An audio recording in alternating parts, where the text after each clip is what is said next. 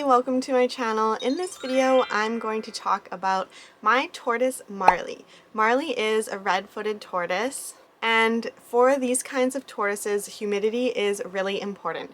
Redfoot tortoises and cherry-head tortoises are a forest tortoise. Since their natural environment is a forest, their humidity requirements are higher than those of other tortoises. Most other species of tortoise don't need the same humidity that these redfoot and cherry head tortoises need. Babies especially and hatchlings especially need higher humidity, even higher than the adult. The average humidity should be around 75%. This can be a struggle to reach. When I first got my tortoise, Marley, I found it hard to get the humidity that high, even though I had a fogger and I would regularly spray the enclosure. I also had substrate that held humidity, which is really important to have. I had to put a plastic top over top of the enclosure to hold the humidity. I don't always have this on.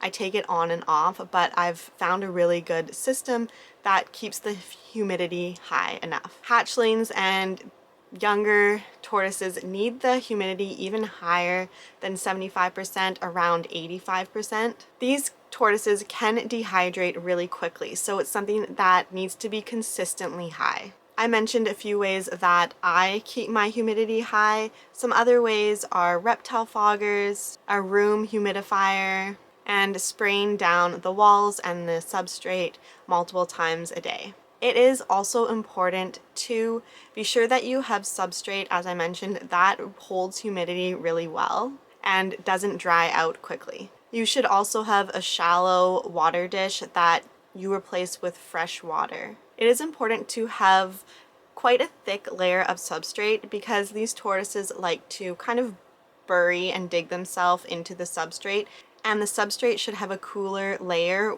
which is damp, which your tortoise will like to just enjoy being in.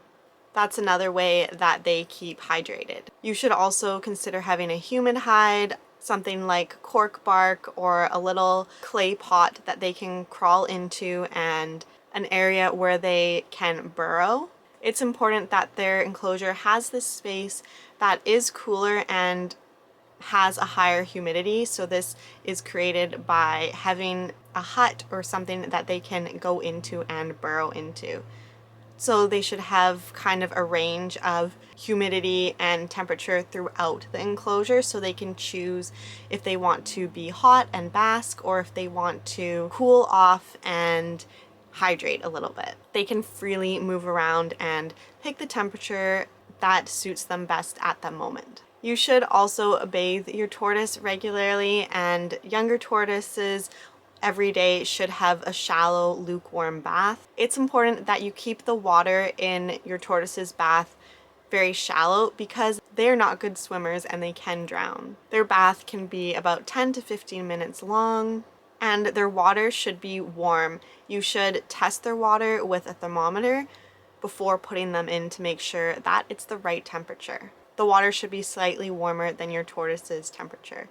You definitely don't want it to be too hot or too cold because those temperatures can lead to illness, so it's really important to make sure that you are bathing your tortoise in the right temperature, especially when they can't get out of the bath themselves and they can't crawl out if they are too cold or too hot. 85 to 95 degrees Fahrenheit, which is around 30-35 Celsius, is usually a good temperature for a lukewarm bath. In the bath and in their shallow water bowl in their enclosure, it's really important to make sure that the water doesn't go past their chin. They should be able to stand up in their water. Their bath should be a surface that isn't too slippery, where they can feel safe and comfortable. You don't want any bathtub that they feel unsteady in. A bath will clean your tortoise, remove dirt or soil, dust. It will reduce bacteria from the shell and skin, help with hydration, as well as help with your tortoise passing waste. They will often go to the washroom in their bath. When I first got Marley, this is the bowl that I used for a bath. Marley outgrew that bowl and is now using this bowl, but I do think I will need to upgrade this pretty soon. If not already, I will upgrade it within the next month or so. I